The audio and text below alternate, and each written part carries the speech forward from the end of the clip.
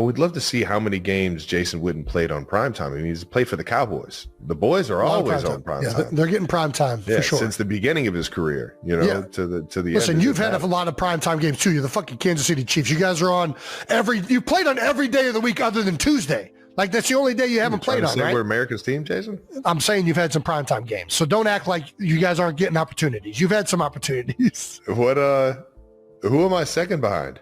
You got to be Tony, right? That's the only person that makes sense. But he didn't have a lot of primetime, did he? What are you trying to say? He was on the Chiefs when they weren't very good. The Chiefs, when Tony was there, not the same as Chiefs of recent. I don't know. Them boys was cold in 03. Who are we second behind? Do we got that, Brandon? I want to know who we... Take a guess. Receiving stats. Who do you think? Oh, it's only receiving. It's not tight end. It's just second receiving stats. Who do you think it is? Oh, Jerry Rice. There you go. Bang. Yeah, sorry. I thought it was just tight ends. All right, that's an easy answer. Thank you, Brandon. It's always receiving numbers. How far behind him? You got to be Miles. 49ers, they were in some primetime games. You're miles behind Jerry. Damn it, not Miles. Well, let's get into the game. Trav, you had a bunch of catches. One of the better games you've had this year. Or actually, probably the best game you've had this year. 6 receptions for 78 yards. I love a lot of these photos, man. Take a look at this photo where you're being held up by like 5 different Detroit Lions, 4 guys. Just did you look at your face in this? There's an age to this face right there in the middle. That is just... No, like, dude, you know what this is? You know what this is? This was the first catch of the game. And you know how you're trying to finish. I get hit by one guy. I kind of slide off of him. And now I'm just like, I'm getting pinballed, but I'm keeping the feet moving. And then I get held ball up. Security. And then I get held up. Yeah, exactly. Yes. Good ball security in a situation like that. And then once I get held up, the stampede is coming.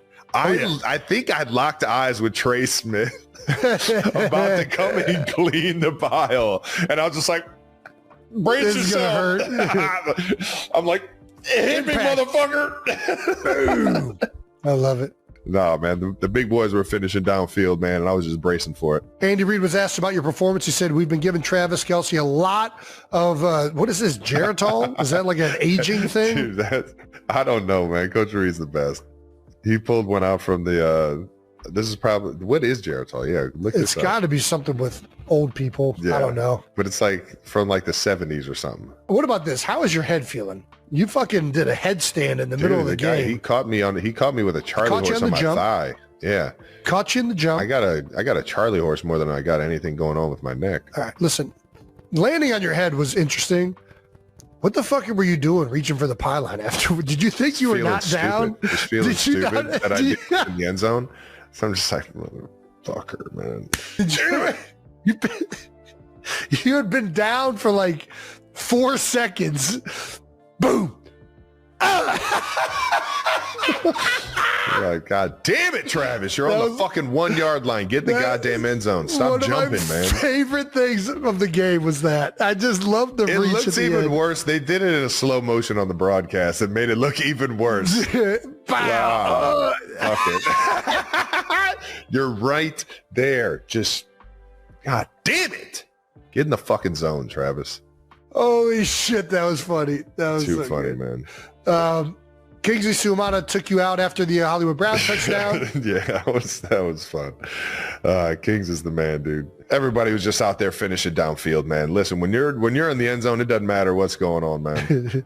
I love the way you fall on this too. Yeah, I was just like, fuck it, let's go, man. You get a little extra shove on Kirby right there. Can we talk about the hurry up after the catch? Is this smart football? I think it is, and I noticed it on the broadcast. Well, it's definitely smart football, and I kind of looked at Pat, and I was like... So this is what I wanted to talk about, because I saw you give like a very subtle, just like something with your finger, whereas a lot of teams, they'll do like this big old, like this huge gesture, and that signals right away in the opposing coach, like, hey, they're trying to get this snapped off because he doesn't think he caught it. A lot of times you'll see a challenge in that instance. Do you guys talk about this? Do you try to make it subtle? Or is that something that you just did instinctually? When I caught the ball, I felt the ball hit the ground. Right, and that doesn't mean I didn't have possession of it. Correct. I'm saying like it's in my hand, ball hits the ground, or as I'm going down. Okay, and this I'm is like, questionable. I don't know if they're going to try and at least give this a chance. And now it's out of our hands and it's in no question. You know what I mean? So I'm like, in my mind, I'm like, it might be smart if we just did a quick, you know what I mean? It's a first down. Might be smart if we just get up here and go. And I think everybody kind of felt the exact same way. I'm not going to say it was like we did it because I was like, hey, yo, let's do it. But I was even thinking what the coaches were thinking on that. Usually the coaching point is if there's any doubt, right? Like if you have to wonder, like, did I catch that or not? You tell the guy. Put it in the booth. Don't even put it in there. Hurry up, get on the ball, especially if it's a first down, big play like that one was. Yeah. It did make me realize like how much the rules of a catch have changed over like the last 10 to 15 years. Like, because I think by the old standards of a catch, this was absolutely not a catch. Because you used to not be able to touch the ground. Like the moment it touched the ground, they would call it like, hey, that's trapping, not a catch. But now you really don't lose possession. Like your right hand slips off of it, but your left hand maintains full contact and the ball doesn't really roll. Grips the entire time. So like in my heart of hearts, do I think you maintain possession the entire way? I don't think so. But based on how we rule a catch these days, I don't think this would have been overturned if it was reviewed anyways. And the official in the booth said the exact same thing. Yeah. I think by the way we would determine a catch today's standards, I think that would have been upheld anyways. But and I know nothing about 90s basketball because they weren't born until 2002. Right. And I threw it out there. It wasn't as Hakeem Olajuwon dream shake in the post. What are you talking about? You look exactly like it was definitely the guy behind me and give him a little shimmy for sure. I thought it looked exactly like it was like I was watching Olajuwon play football for a second. Shut the fuck up. Look at that. Shout out to KG. Kevin Garnett Travis Kelce. Also had a little bit of this shake in his post-up game. See, that was just me in high school, man. Give me the ball in the post. That's what I was saying. They don't want to see me in the post with my back turned. I was talking to somebody on Monday night. I can't remember who it was, but they asked me, how does your brother feel that? And I'm like, I think he just takes a picture before he turns around, like where those guys are at in his head. And he knows timing wise that they're going to be on him when he catches the ball. And he just takes that little jab step. Like, what is your thought process? Like, what causes you, because you obviously can't see them. What causes you to be able to do that? Jason, I got eyes on the back of my head. No, you're not Cam Scadaboo. You don't have, you can't see that well. Fields. What? I know exactly. I look up at the Jumbotron right before I catch it. I don't buy it. I'm not buying that. Could you imagine if I did There are guys that claim that, but I don't buy that. I've looked up at the Jumbotron one time when I was running in the open field just to get caught. I can see that. I can see that. No, you take a mental, like you said, you kind of just feel the game. I realized that, who were the two closest guys to me, and one was directly in front of me coming down to play me into the flat. And then there was one guy coming from the inside out. And how am I going to get this ball? How am I going to get more yards? How can I make these guys miss, or how can I make one guy over pursuit? And it's just, you play around with that in practice. Sometimes you get fucking smoked and it doesn't work and you got a 5-yard gain. Sometimes you know what I mean? You make a guy miss, guys run into each other and you're getting 10 yards, and it's just playing and feeling the game. And Well, it worked in this game. It was fun. It was a dirty little move right there. Very Hakeem Olajuwon-esque. We got some records with 1,032 catches. Travis now has the 12th most receptions in NFL history. We're on the LeBron stats right now. Yeah, what are we doing? Can we name the other top 11 most catches in NFL history? Most catches in NFL history. So let's go tight ends first. So we got Jason Witten and Tony. Is Antonio Gates still above you in receptions, or is he not? I would assume he is, yes. So let's say those three. Those are the three tight ends above you, right? Yeah. Then we got receivers. We got Jerry Rice, Randy Moss. I'm thinking Randy, right? It's got to be guys that played forever in the modern era. So Jerry. Larry Fitz. Larry Fitzgerald. Julio Jones. Larry Fitz. Yeah, Larry. Not Julio. It's got to be somebody that played with Peyton. Marvin or, oh my gosh. Reggie Wayne? Or both of them. I feel like Marvin was there longer. Reggie had like that, was pretty ridiculous, but Marvin was there, I feel like, a long time. I don't think it's either one of them. Terrell Owens? T.O.'s got to be up there, right? He's got to be. I'm giving you nothing. You're on this list by yourself at this point. Antonio Brown? Tim Brown? No, not Antonio. Antonio didn't play long enough, I don't think. I feel like Tim Brown played for a long time, right? Yeah. Megatron didn't play a long time, but he might be up there. No. Jason Kelce has always been the kind of big brother who knows exactly how to push Travis's buttons. But ever since Taylor Swift released her latest album, The Life of a Showgirl, Jason has found himself with more ammunition than ever before. The question on his mind is one that's come to captivate both the sports and pop culture worlds. Is Travis Kelce actually playing better football now that he's become the muse for Swift's steamiest new track?